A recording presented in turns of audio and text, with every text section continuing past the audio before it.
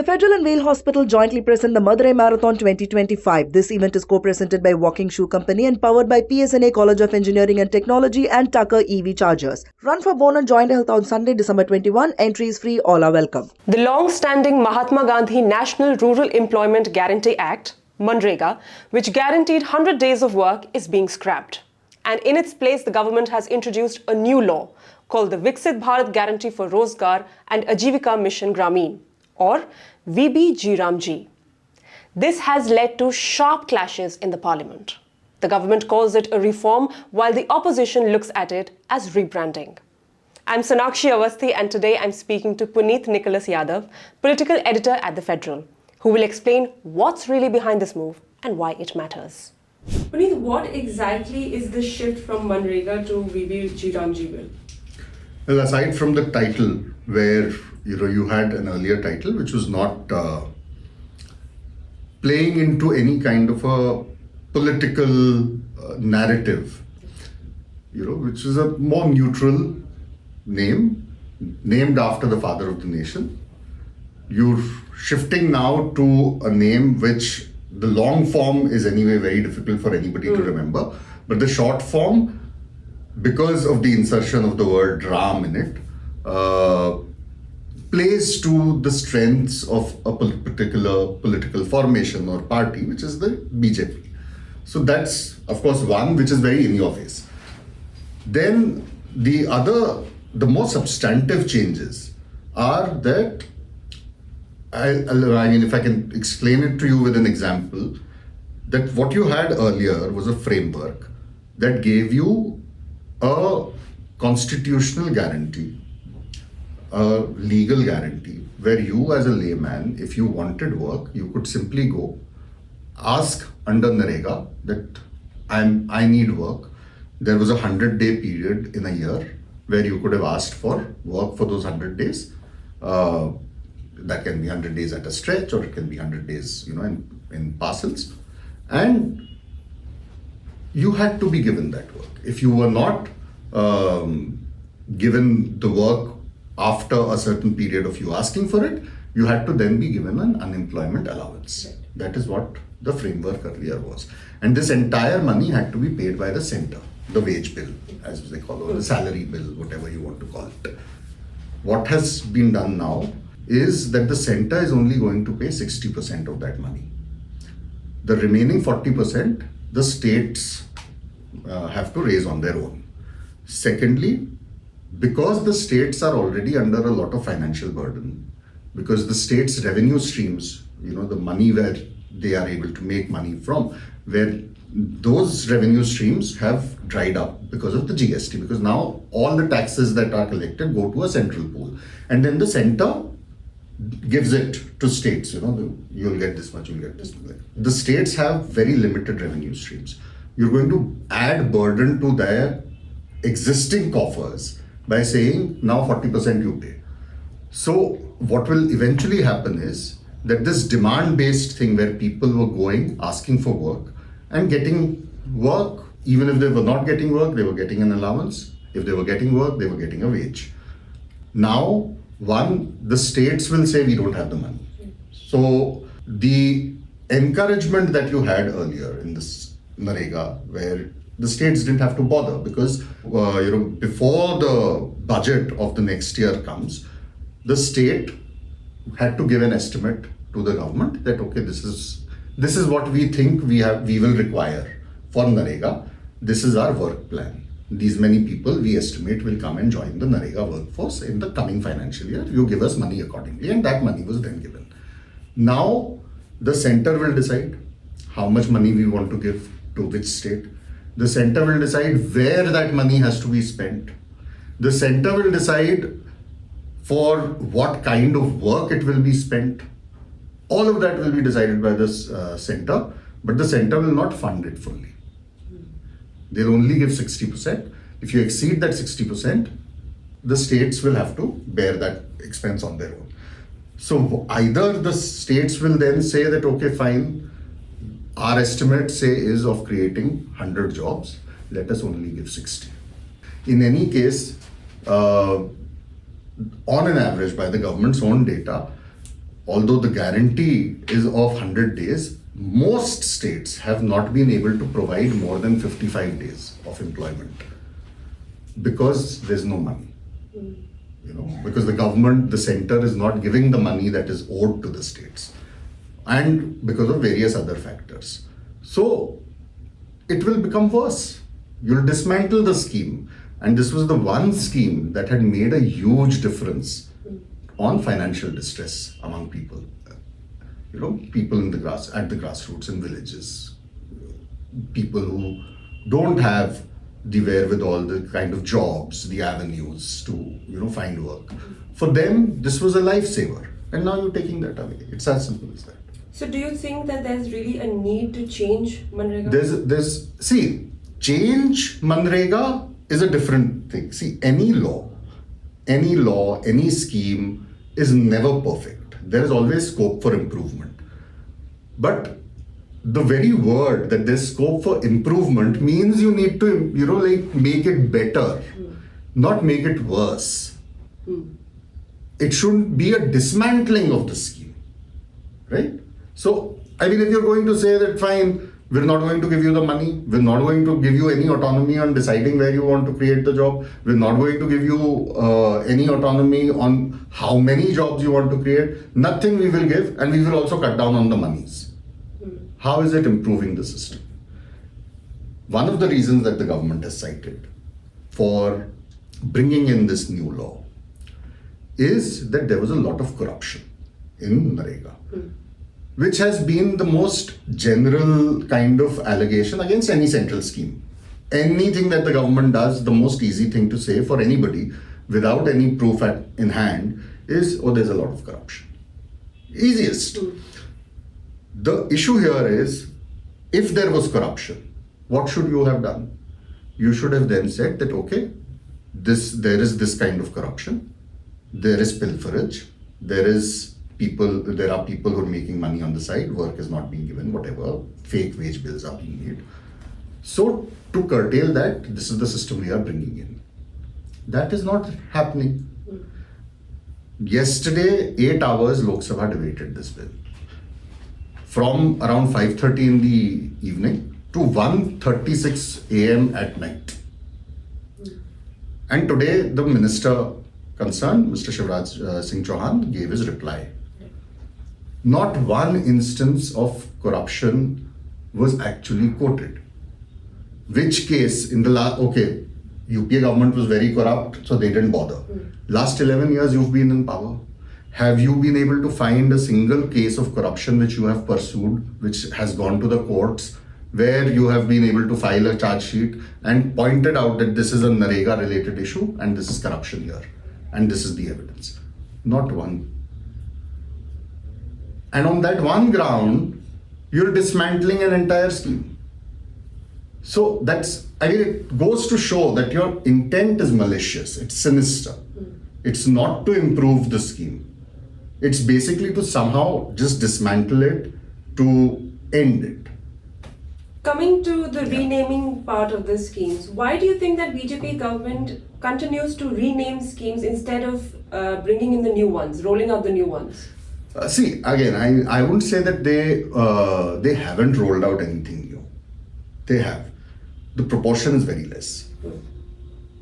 There are a ballpark estimate of at least 3 odd dozen schemes, or maybe more than 3 dozen schemes, 38, 39 schemes, or maybe 40 schemes, which are actually schemes that they have renamed, which are not their schemes. Every single flagship scheme of this government in the last 11 years is actually a repackaged scheme from I wouldn't say just the Congress governments, but from previous governments, including their own government of Mr. Atal Bihari Vajpayee. So, the JNNURM, which was a flagship project, urban renewal mission of the UPA days, becomes, something else named after Atal Bihari Vajpayee in this government. The scheme to give LPG cylinders at a subsidized rate and all, which was again a UPA era scheme, becomes the Ujjwala Yojana. So there is a lot of renaming And that renaming isn't limited to schemes. That renaming is like now a national pastime of the government. So you have renaming of schemes, that is one block. Then renaming of cities, renaming of buildings, renaming of trains. Everything is renaming. Renaming of roads. It's a national pastime. Whatever, when the government doesn't have anything else to do, what do? Or take out one list. Okay, this one is named after a Muslim, change the name. This one is named after a Congress leader, change the name. And through that why I'm calling it a project is because when you're doing that, you are essentially trying to use that for three broad purposes. One, because this is a party that, of course, the BJP in its current form didn't exist during the freedom movement. So it would be wrong to say that, they were not involved because they didn't exist. But even their earlier avatar, the Jan Sangh, or the RSS, which came into being only in 1925, this is now the centenary year. By when the freedom struggle had been on for several years. Even after that, the role of the RSS and the BJP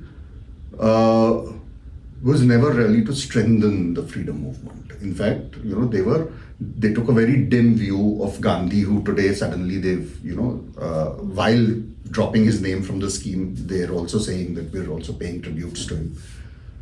They had a very dim view of the father of the nation, a very dim view of many of the stalwarts of the freedom movement, most of all Jawaharlal Nehru, and all of that. So I won't go into the details there. The point is that they have no icons from the freedom movement or before that, after whom you can name things, So you appropriate icons. So Sardar Patel, who was actually the man who banned the RSS after the assassination of the Mahatma, suddenly is appropriated by the Prime Minister. You have a statue built in Gujarat, call it Statue of Unity, and suddenly become, this great fan club of Sardar Patel. Okay. In multiple states, you've created icons and appropriated them, who had nothing to do with you, who never supported your ideology, who spoke against it, wrote against it, but you appropriate. So there's one aspect of it is of appropriation for political purposes. The other is cultural imposition, which is their idea of culture. It's not culture per se, but what they think is Indian culture. By that, they mean not a composite, syncretic, inclusive culture which India has historically been known for, but an exclusive culture rooted in their version of Hinduism, which is Hindutva, which is very different from what Hinduism is. And so you bring in those kind of elements, and that becomes an imposition. And so you kind of also project that everything that had happened before we came, before 2014, not even, they don't include Prime Minister Vajpayee's tenure in this, they don't include Morarji Desai's tenure in this. It's all 2014 after and after. So everything that has happened after 2014 is India reclaiming its past glory. That past glory is a very fuzzy thing, but we are reclaiming. We are on a perpetual reclaiming drive. So that's the second aspect of it. You have appropriation, you have cultural assertion, a very warped sense of cultural assertion. And then there is also the third element of humiliating a certain section of population. So which is either your political rivals, particularly the Congress party, because that's your national, rival.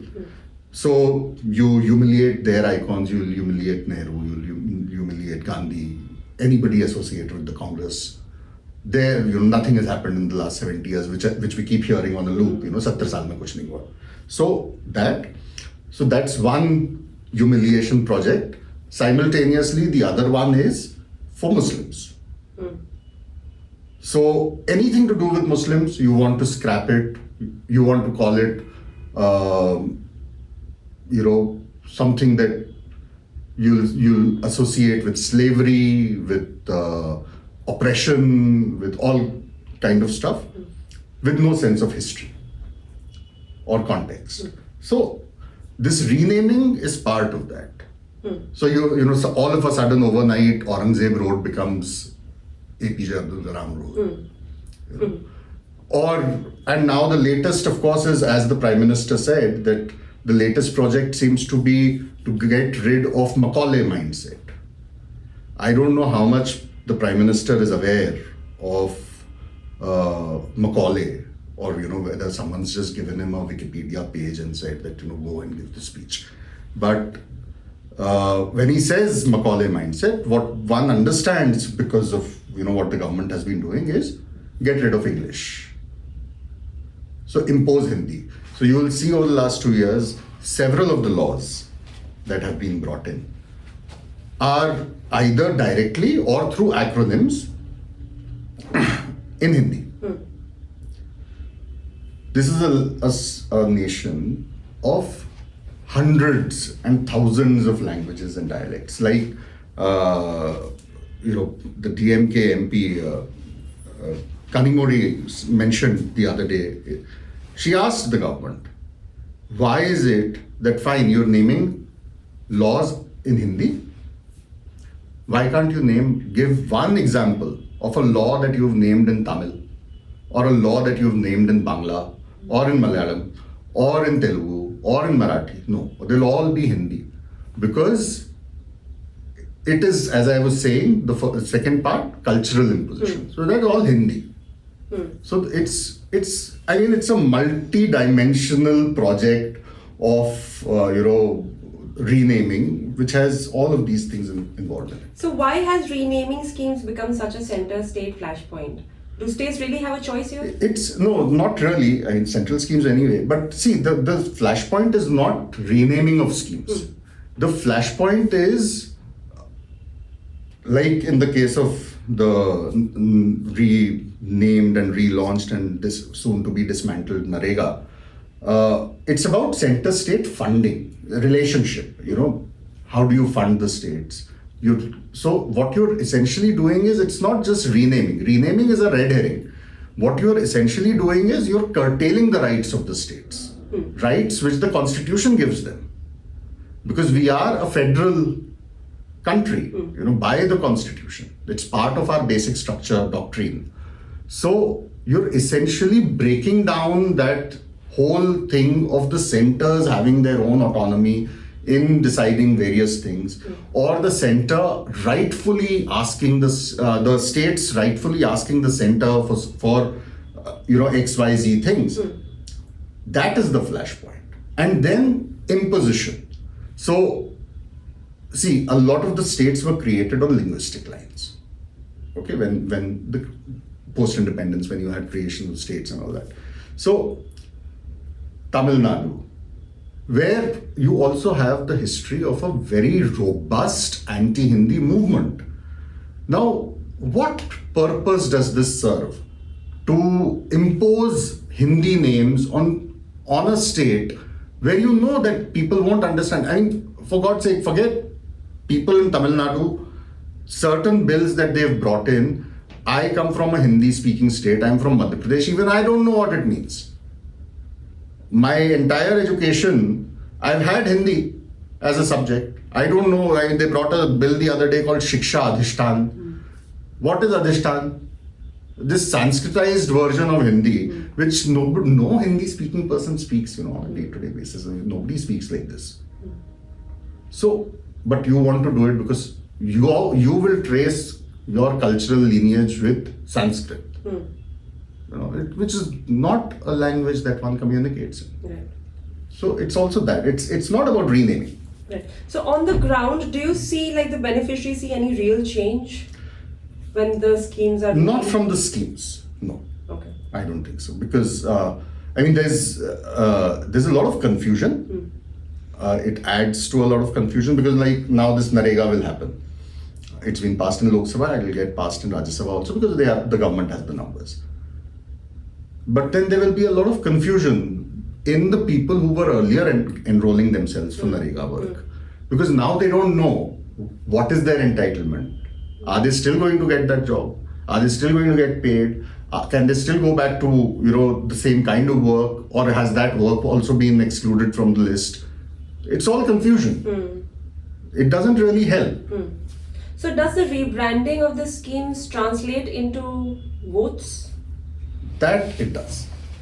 So, and which is why I think is the purpose, because 2014 onwards, you've had a kind of politics of a deepening political cult politics, culture, which has come in. So everything will have, it won't even have the whole pantheon of BJP leaders. Everything has to be branded with Modi, with the Prime Minister. It is his face that will appear everywhere, plastered over everything. All the schemes will be Pradhan Mantri, so and so. Now, of course, they've switched to Viksit Bharat, which anyway, with his rhetoric, with his politics, with his style, he's made it synonymous with himself. So anything, when you say Viksit Bharat, it's Modi. So same thing, when Ujjwala was brought in, a lot of people, and Ujjwala was a good scheme, although it was again a rebranded scheme. But it was a good scheme, and the initial implementation of Ujjwala was good before they started, hiking the cylinder rates and all of that. Now, when that happened, the message on the grassroots was that this cylinder is coming to your house courtesy the Prime Minister. So that's one aspect of it, which of course helps electorally. The other aspect is that over the last 11 years, the country has been fed on a frenzy of jingoism, of this nationalism, of a lot of communal hatred, all of this, mixed into a pretty deadly cocktail for the country. But people seem to be lapping it up like Kool-Aid. So that has now been merged with the renaming project also. So everything, remove the Muslim names, remove the British names, remove any sense of syncretism, of cultural bonhomie. Everything has to be Hindu, Hindi, that kind of a combination. So it plays into the BJP's thing, and it feeds further the frenzy that has been cultivated over the last 11 years by the BJP by telling you that, look, you are the majority, because see, they're not bothered about what's happening with the Muslims, but with the Hindus, 15% of the 85% of the population, you're basically telling them, see, if we are not in power, you've had it. So you better keep voting for us, because we are here to reclaim what is yours. All earlier governments did it only for the 15%, we are doing it for 85%. So it's as simple as that, and that has been paying dividends electorally. Beyond the names and the politics, the real test will be how this law works on the ground. The Federal and Male Hospital jointly present the Madurai Marathon 2025. This event is co-presented by Walking Shoe Company, powered by PSNA College of Engineering and Technology and Tucker EV Chargers. Run for bone and joint health on Sunday, December 21. Entry is free. All are welcome.